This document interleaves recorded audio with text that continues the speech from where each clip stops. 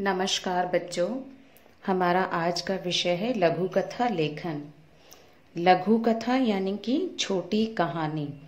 बच्चों, किसी भी प्रकार की छोटी कहानी लिखने के लिए हमें कुछ बातों को ध्यान में रखना होता है। उनमें से सबसे पहली बात है कि हम कोई भी कहानी लिखें तो उसमें रोचकता बनी रहे। दूसरी बात, हम जब कहानी लिखें तो उसमें कुछ पात्र अवश्य हों।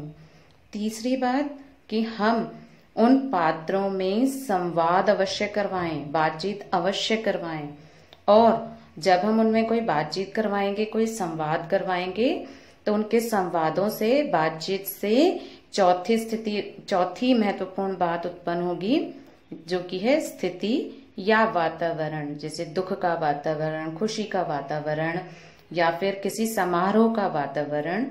उसके बाद जो सबसे महत्वपूर्ण बात है वो है उद्देश्य, शिक्षा या विचार। आपकी कहानी में किसी न किसी प्रकार का कोई उद्देश्य हो, कोई शिक्षा हो या कोई विचार अवश्य हो। इसके साथ बच्चों 3 बातों का और ध्यान रखेंगे।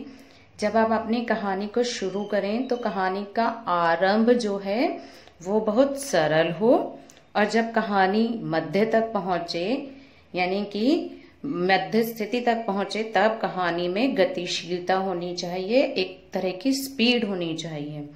और जब आपकी कहानी अंत तक पहुंचे तो ये कहानी विचारोत्तेजक हो, यानी कि इस कहानी में कोई विचार अवश्य हो, अंत तक आते आते कोई भाव अवश्य हो। यानी कि कहानी पढ़ने के बाद मन में किसी न किसी प्रकार का भाव या विचार उत्पन्न होना अनिवार्य है। यदि कोई भाव या विचार उत्पन्न नहीं होता तो कहीं ना कहीं आपकी कहानी में कोई अधूरापन है, कुछ छूट गया है। आपको एक उदाहरण देकर समझाना चाहूंगी बच्चों। कई बार आप अपने साथी से या किसी से, मित्र से कह देते हैं कि कोई कहानी सुना दो, और वो मजाक में ही बोल देता है, एक था राजा एक थी रानी, दोनों मर गए, खत्म कहानी। अब यह कहानी क्यों नहीं हो सकती बच्चों? क्योंकि इस कहानी में, कहानी के जो मैंने आपको तत्व बताए हैं वो सभी तत्व विद्यमान नहीं हैं।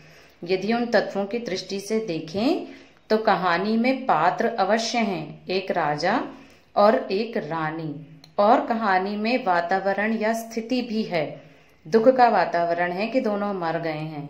लेकिन कहानी में ना तो रोचकता है, ना ही पात्रों के मध्य कोई संवाद है, और ना ही इस कहानी को सुनकर मन में कोई विचार या कोई शिक्षा या कोई उद्देश्य उत्पन्न होता है। इसलिए इसे कहानी नहीं कहा जा सकता। तो बच्चों, जब भी आप कोई कहानी लिखें, हमेशा ध्यान रखें कि आपकी कहानी में रोचकता हो, पात्र हो, और पात्रों के अनुकूल संवाद हो, और उन संवादों से कोई स्थिति या कोई वातावरण उत्पन्न हो, और उस कहानी में कोई उद्देश्य हो, कोई शिक्षा हो या कोई विचार अवश्य हो। आशा करती हूँ आपको जो महत्वपूर्ण बिंदु समझाए गए हैं वो समझ में आ गए होंगे। धन्यवाद।